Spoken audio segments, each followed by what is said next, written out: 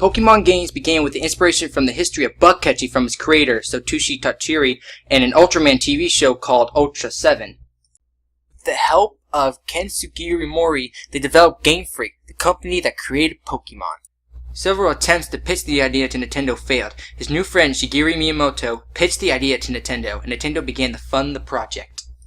It took 6 years to develop the games. The artwork was done by Ken. The music and sound effects were done by Junichi Masuda. The first games to be released for the Game Boy original were Pokemon Red and Pokemon Green, or as it used to be known in Japan, Pocket Monsters, on February 27, 1996.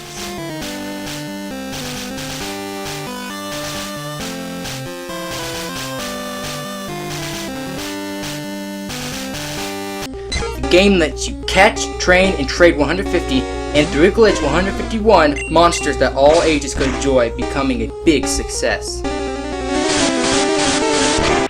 After that, many spin-offs like Pokemon Stadium were released for console systems like the Nintendo 64 or N64, and another Pokemon game relating to the anime series called Pokemon Yellow Special Pikachu Edition.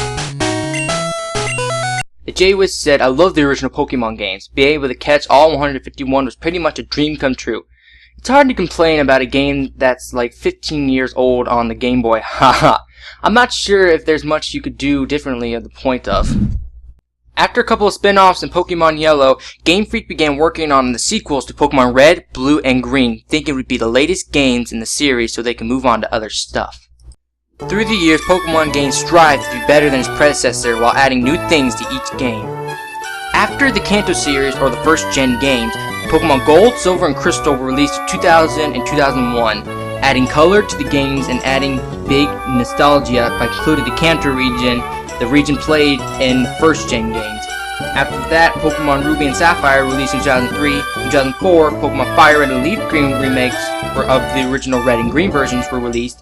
Then it was Emerald 2005, a sequel to Ruby and Sapphire, and many more after that. Pokemon Ruby and Sapphire added more color, and like other Pokemon games of its kind, new Pokemon were one of the most debated games for the series on whether the games were good or not. Kirsten Wagner, a fellow gamer, said that Pokemon Gold, Silver, and Crystal were amazing games, then adding the Kanto region was a brilliant idea, and that Pokemon Ruby and Sapphire made a next step level to the Game Boy Advance, and the new Pokemon were also amazing too. Pokemon Fire Red and Pokemon Leaf Green were remakes of Red and Green with no new Pokemon, which is irregular for remakes. Pokemon Emerald had a better storyline than Ruby and Sapphire. Diamond and Pearl brought the Pokemon games to DS systems. Platinum was a sequel to Diamond and Pearl. Heart Gold and Soul Silver were remakes of Gold and Silver. Black and White added new features and was again one of the most debated games for the series for its quality. Black 2 and White 2 were sequels to Black and White. Dylan Robinson, a gamer, said that Pokemon Emerald was the best sequel out of all the Pokemon games because it had the best storyline ever. That Diamond and Pearl was a great transition to DS systems. Pokemon Platinum had a better storyline because of the distortion world, so it's better than Diamond and Pearl.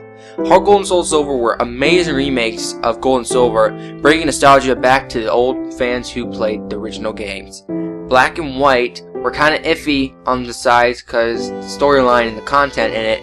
Black 2 and White 2 kind of made a leap forward for being the last Pokemon games on the regular DS systems and before Pokemon X and Y came out. Today, in 2014, the latest games in the series are Pokemon X and Pokemon Y, still selling like hotcakes. X and Y was a transition to a new era of Pokemon by switching to the 3DS, taking advantage of the 3D capability and upgraded graphics. Pokemon X and Pokemon Y are so far the best games ever.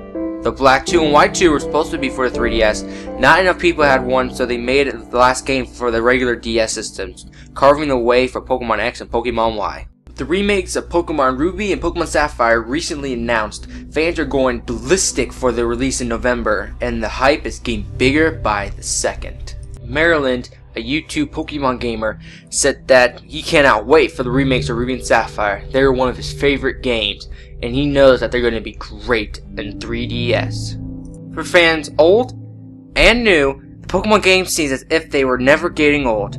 From the first two to the current installments, Pokemon is definitely rated E for everyone.